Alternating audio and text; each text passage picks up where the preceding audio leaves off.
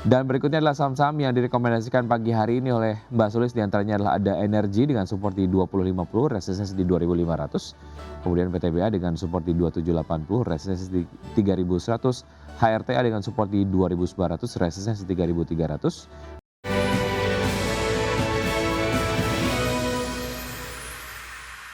Terima kasih Anda masih bergabung sama kami. Pemirsa, sebelum saya lanjutkan perbincangan bersama Mbak Sulistina Prima Suci, Head of Investor Relation Mandiri Utama Sekuritas, kita akan ke data dari pergerakan IHSG di 1 menit pertama setelah pembukaan sesi 1 hari ini di pukul 9.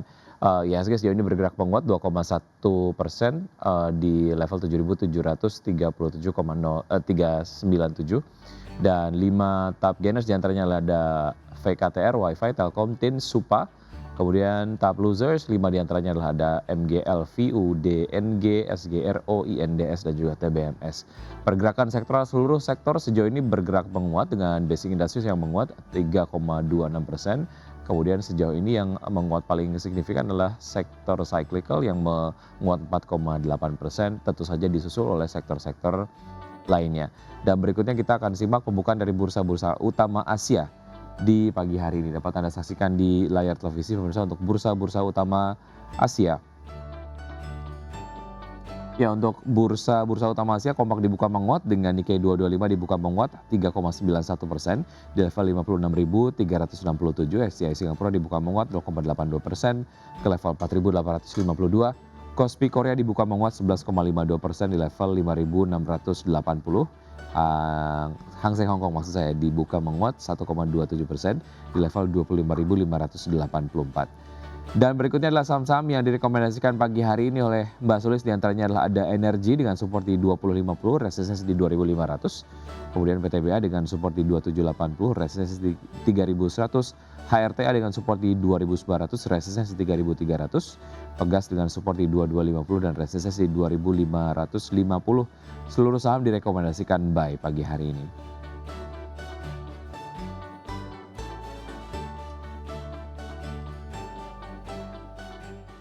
Baik, kita akan bahas satu persatu saham-saham pilihan pagi hari ini. Kita ke Energi terlebih dahulu, Mbak Sulis. Apa yang membuat Energi menarik dari POV Anda? Iya, untuk Energi sendiri memang ini yang menjadi salah satu saham terkuat ya, di tengah kemarin pelemahan IHSG yang cukup signifikan. IHSG dari Energi sendiri hanya terkoreksi tipis ya, atau bahkan menguat tipis di 0,47%. Jadi dari sisi teknikal masih cukup kuat, dan juga memang ada sentimen positif juga ya dari kenaikan harga oil, dari sisi ketegangan politik, dan juga memang Energi ini yang paling sensitif ya dari ketegangan politik ya, selain dari MEDC. Jadi dari sisi tren dan juga akumulasi masih cukup menarik. Makanya saya lebih kepada Energi ya, karena ada potensi secara teknikalnya, juga ada potensi rally base rally untuk target ke 2500 seperti itu. Baik, dari Energi kita ke PTBA. Ya. Oke, kalau untuk PTBA sendiri memang ini yang seperti tadi saya sampaikan ya, yang terdampak positif dari ketegangan geopolitik adalah sektor batubara salah satunya, karena sebagai efek substitusi energi ya dari oil. Kalau memang nanti oilnya ada kelangkaan, tentu akan ke batubara. Nah, ini melihat dari sisi tren juga saham-saham batubara, meskipun di perdagangan kemarin itu harga batubara ditutup terkoreksi. Nah, justru saya melihat untuk mungkin jangka menengahnya ya, di saham-saham batubara itu trennya udah mulai ada pembalikan arah gitu. Jadi ada sinyal positif menjelang pengumuman dividen juga yang mungkin di sekitar pertengahan tahun nanti. Jadi bisa dicicil ya untuk akumulasi di saham-saham batubara seperti itu. Baik, PTBA salah satunya ya. Setelah evaluasi juga menarik ya untuk PTBA harga terakhir. Baik, dari PTBA kita ke HRTA, seperti apa Mbak Sulis? Oke, kalau untuk HRTA sendiri ini jadi salah satu saham sektor gold ya, yang cukup sensitif juga pergerakannya dengan harga gold globalnya. Jadi memang untuk posisi sekarang HRTA itu lagi di posisi untuk adanya technical rebound gitu ya. Jadi secara tren masih positif juga. Bahkan dari sisi harga gold global itu juga masih berpotensi untuk melanjutkan penguatannya kembali ya. Meskipun di tahun 2025 kemarin kenaikan harga gold gold sudah cukup signifikan, tetapi di tahun 2026 ini masih ada potensi untuk kenaikan. Jadi saham-saham gold masih bisa tetap dipantau ya untuk jangka pendek hingga jangka menengah seperti itu. Apakah HRTA lebih menarik ataupun paling menarik dibandingkan dengan saham-saham emiten produsen emas lainnya? Oke, kalau untuk di antara saham-saham emas produsen emas lainnya, memang saya concern dua sebenarnya, ada di HRTA sama di emas gitu. Di Hmm. dua ini yang cukup sensitif ya pergerakannya dengan harga emas. Jadi kalau kita coba cek dari sisi grafik harga gold dan juga grafik harga dua saham ini, mungkin dari sisi pergerakannya cukup mirip gitu. Jadi kita bisa tahu action apa yang kita ambil melihat dari harga gold global untuk ke HRTA dan juga di saham emas seperti itu. Menengah ke panjang atau jangka pendek saja untuk saham-saham emas sendiri?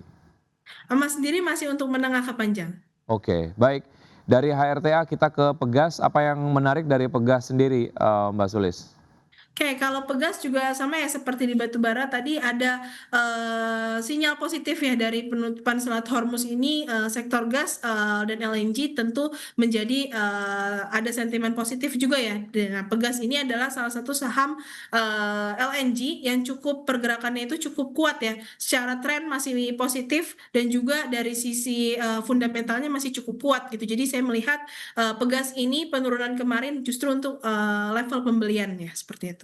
Oke, level terakhir menarik untuk bisa langsung dimasuki ya untuk Pegas ya? Ya, masih Oke, bisa. menengah ke panjang juga atau ada term investasi lain, yang direkomendasikan untuk Pegas? Masih untuk menengah ke panjang ya, melihat dari sisi trennya masih bullish seperti itu. Baik, untuk energi dan PTBA seperti apa? Menengah ke panjang juga? Energi dan PTBA, mungkin kalau PTBA hanya untuk menengah saja, tapi kalau Mhm. energi masih bisa ya untuk menengah ke panjang karena ada sinyal juga ya kemungkinan semisal nanti di bulan Mei MSCI sudah menetapkan untuk adanya ada lagi untuk rebalancing. Nah, energi ini sudah masuk ke small cap-nya, ada target juga untuk masuk ke